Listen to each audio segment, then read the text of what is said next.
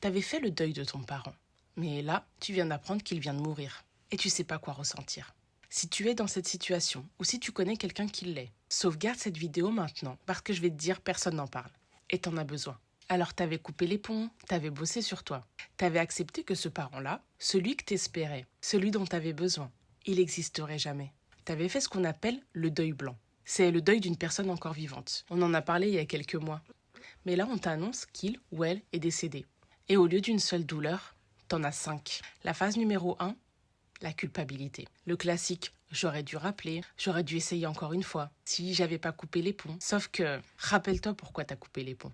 C'était pas un caprice un matin sous la douche. C'était une décision que t'as prise pour survivre. Mais le cerveau, lui, s'en fout.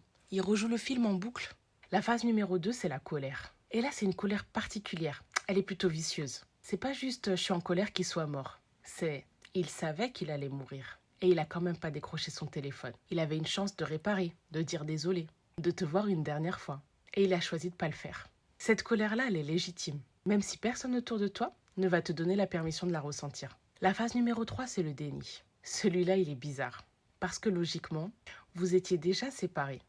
Mais là, t'as besoin de te le répéter tous les matins qu'il est mort. Comme si ça rentrait pas. Comme si une porte venait de se fermer définitivement, alors que t'avais même pas réalisé qu'elle était encore entr'ouverte. La phase numéro 4, c'est le soulagement. Et la honte d'éprouver ce soulagement. Ce dilemme que t'avais en permanence. Est-ce que je reprends contact? Est-ce que je me protège? Est-ce que je lui laisse une chance?